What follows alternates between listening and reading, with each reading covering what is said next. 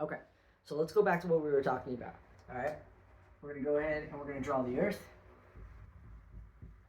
And we're going to go ahead and we're going to draw the heaven, or also known as the 4D, and earth is going to end up being the 3D. Okay, now there's a very specific reason that we're talking about this, and we're talking about this because of the fact that this is at the very beginning. Okay, so the 4D was created first and then the 3D. So what is the 4D? Well, the 4D is something very, very specific. It's actually time. Okay, the 4D is time. Now this is exceptionally important because of the fact that you actually have to have time to be able to even have an experience here. Because in the 3D, the only reason that the 3D even exists is because of the fact that there is something over here, and a space in between.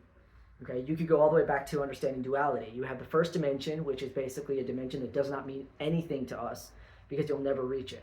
The second you even think that you're in the first dimension is the moment you're out of the first dimension, because the idea is that if you're in the 1D, you're connected to everything, which means you would never perceive the 1D as something separate from everything else. Okay, so that brings us into the second dimension. Well, the second dimension is actually duality. It's the two. It's the understanding, whether you're talking about the Hermetic principle or whether you're talking about just the understanding of things like light and cold, up and down. So the idea is that you have to have this duality, and as long as you have the duality, then you can have an experience, right? As long as hot exists and cold exists, you can have an experience of hot and cold. But here's the part that people don't actually realize when it comes to duality. You can't actually be an observer in the 2D. Okay, so when we're talking about dimensions, you have the 1D and then you have the 2D. These exist. Hot and cold exists. Up and down exists. Right? Love and hate exists, or love and fear, depending on which one you decide is the opposite. They exist. But they can't actually be observed. Okay, there's no observer. That's the whole point of the 3D. It's the only way to get to the 3D is to have an observer. That's where you come in. You are the observer. You're the observer of your life. You're the observer of your experiences. You're the observer of your environment. You are the observer of your cells, of your body, of your chakras, of your communication, of your meditation. You are the observer. Okay, and I think that what happens is people kind of get confused on the fact that being the observer means that you are the observer of all. That's not the case, and that's where God comes in. Okay, so there is a distinct separation between humans and between God. Okay, God is the totality of everything, the totality of all bonds, the totality of all time, not the individual experiences that we are having. Those are part of God, not to be confused with apart from God, but a part of God. Okay, so if we go back, we look right here, time is the first thing that is created, because for you to even be able to observe something, there has to be time. Right? Think back when you were younger, right? When you were 6, 7 years old. If you didn't actually grow, if you didn't change in any way, shape, or form to the person you are right now, all of our timelines would just overlap over each other. There'd be no separation. Your younger self would be the exact same, in the exact same experience as the self that you are today. So time is exceptionally important. Time separates things so that you can have an experience. Now, time is a threefold thing.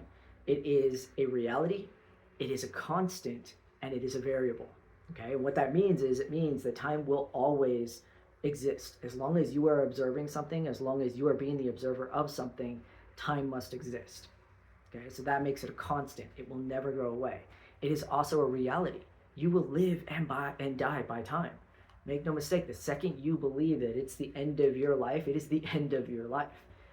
Right? The second that you believe that something is killing you, it is going to kill you, because of the understanding that you will live and die by whatever it is that you believe. If you believe you age, if you believe you go through certain things, they're going to happen based off the understanding of time. Okay? And then the third one, so you have the constant, you have the reality, and then you have the variable.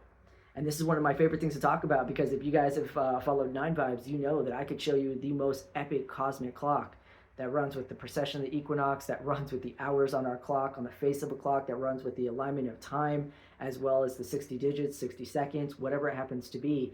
Time is very much a variable. We get to pick and choose what container we want to apply to our lives, right? Those of you that are following the 432 day calendar, the Nine Vibes calendar, you're changing time.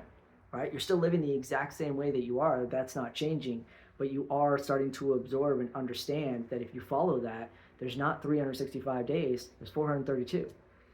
Okay, so you're just changing time, and we have the ability to do that because time is a variable. It can change, it can bend, it can move.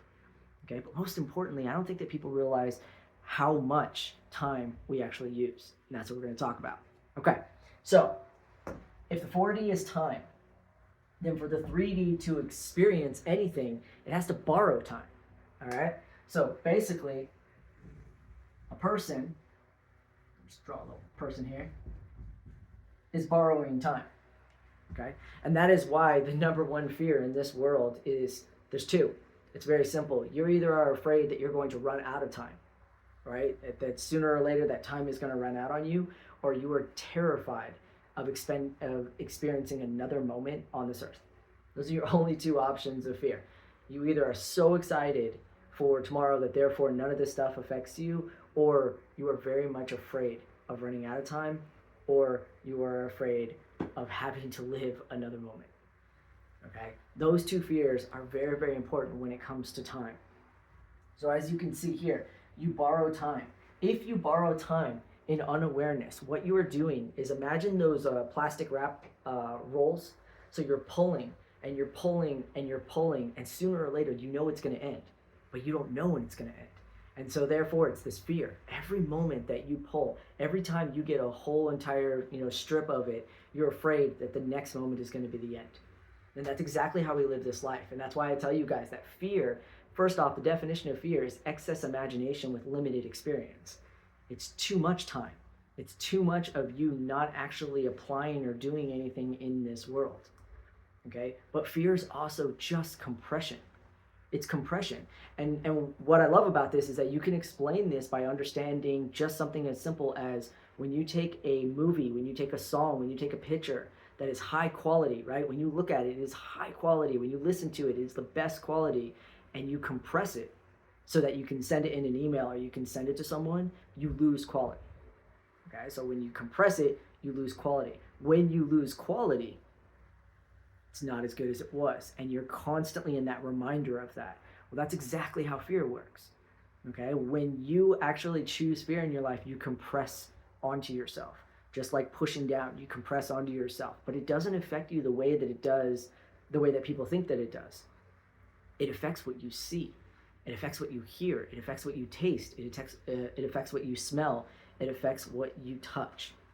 Okay? Because of the fact that when you end up compressing things onto your life, what you actually are doing is you are limiting your experiences. You're limiting what you can see, taste, smell, touch, and hear. Okay, so think of the light spectrum. You have a whole entire light spectrum, and we know for a fact that we can only see about 10%. I like to say 9%, and it aligns with nines. But on this whole entire spectrum of gamma rays and alpha rays and all the different rays, ultraviolet, there's only a fraction that you actually are able to see. And that's because of fear. Fear pushes you into this very, very small understanding. And once you're at that small understanding, you think that's your world. You look out in the world, you see the things that are happening every day, and you're like, oh, this is it. This is all that I have to live for. This is all that is going to happen. And here's the thing. That is not true at all. There is a whole spectrum of things. There are entities around you at all times that want to connect to you. Okay? There is no negative entities. And I'm going to continuously say this. I'm going to continuously talk about this. There are no negative entities because it's very simple. If it can't physically hurt you, it doesn't want to hurt you. That's a waste, right? If you were completely transparent and you could walk through walls and you could do all these different things, are you going to spend your whole day throwing your fist through someone just over and over as if it's actually going to do anything? No. And you can't physically affect anyone. The most you can do is try to scare someone. But that only works if the person's already in the dark, right? If you're going to act like the boogeyman, you got to be in the dark. Because if you're in the light, you see right through it, okay? So the understanding is that time was first created so you could have an experience. In unawareness, time is fearful. Therefore, it compacts, it pressurizes onto your life, which is why you don't see things. But as you start to alleviate As you start to, I like to imagine it, if you're taking that plastic and you wrap it around yourself over and over, sooner or later it's going to suffocate you. But if you turn around and you start going counterclockwise, it starts unraveling. And when it starts unraveling, it starts alleviating that fear. And when it starts alleviating that fear, it's no longer on you. Which means what? Which means you're going to start seeing things. You're going to start seeing things differently. You're going to see perspectives differently. You're going to physically see things. You're going to smell things. You're going to taste things. You're going to hear things you've never heard before. Okay? So in unawareness, that's terrifying. Doing that to someone, having them see something that they couldn't see before or hear things they haven't heard before, in unawareness, that is very scary. In awareness, that is exactly where you want to be. You want to start expanding your container. You want to start growing. You want to start getting into abundance. You want to start getting into manifestation. You have got to start alleviating this fear. It's like being wrapped in one of those bubble wrap things and you're inside there going, I want nothing but $1 million, and no one can hear you because you're suffocating yourself with your own fear. So that's one of the biggest reasons that when you learn about your chakras and you learn about healing, they go counterclockwise. That's the whole entire understanding of it. You go counterclockwise. You go counterclockwise to find the solfeggio frequencies. You go counterclockwise to find the chakra frequencies. You go counterclockwise when you're working with Fibonacci. And the reason is because when you go counterclockwise, you're going against time. Okay, now most people would think that means a bad thing. Oh, you're fighting against time. No, you're going against time. You're shifting against time, which means you're doing what? Creating ripples, right? If everything's going this way and you push back once, boom, you create a ripple. And once you create a ripple, inside of those ripples, that's where creation is. That's where you can create all different things in your life. Okay? So the very, very beginning is to understand this. Time was created. We need time in the 3D. Okay? And when you can understand that, you can start to be aware of the time that you have. Okay? Because ultimately, every single person, when we're talking about being afraid of time running out and we're being afraid of these type of things, is because of the fact that they're afraid of death. Okay? They're either afraid how they're going to die or they're afraid of what comes after this life in general. So the more that you work on yourself, the more you meditate, the more you connect, the more you use raw time, the more you charge your water, the more you're kind, the more you're loving, the more you choose love over fear, the more you help someone, the more you grow, the more you support, the more you give. The more you do these things, the more you are going to start to get personal answers to your own personal walk. What you're really looking for, the type of manifestation, the goals.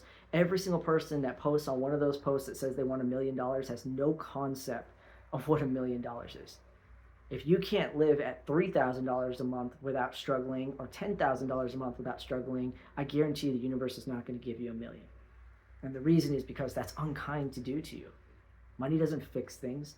But the more that you tap into your personal connection with Source or with God or with Goddess or whatever it is you want to call it, the universe, the more it makes it more personal to your walk. It makes it more personal to what you are actually looking for, which then opens up everything you're really looking for. Okay? So, the understanding, again, time, you borrow it in unawareness. So your goal is to get aware. Because while you're getting the things that you want, what you're really receiving is awareness. And that is all anyone ever needs. You don't need $1 million. You need $1 million idea. You don't need $10 million. You need $10 million idea. You need something that is going to change your life. And the average person isn't trying to change it by 99%, which is one of the biggest reasons we talk about it 9 Vibes. Change it by 1%. Okay? Because, see, this is what it looks like. This right here is a box you've been living in. If it looks like a small box, that's because it's a small box. Okay? This is the box you've been living in. This is 100% of your reality. You lived in this box. This is where fear exists. This is where government of fear exists. This is where elite and fear exists. This is where blaming the religion and the church and the Vatican, it all exists in this box. And when you get just 1% awareness, you're standing on your box. 1% is all that is required for you to stand on your box and to suddenly be able to see things, to understand, to realize that these patterns were designed for the unaware. Because once you give that 1% and you rise to awareness, now you can look down and you can see everything. And make no mistake, you're also going to draw a new box. There's your new box. And your goal is to, again, be 1% more aware. And that's why we talk about 1%. 1% is all that is required for you to change your life. It's all that's required for you to be able to understand everything that's been happening up until this point. Okay? All right, so now you can understand a little bit more when I'm talking about fear, when I'm talking about pressure, when I'm talking about why all this works the way that it does. But we're going to go a step further because we're going to jump into the actual chakras. All right? Get your 9 vibes aligned.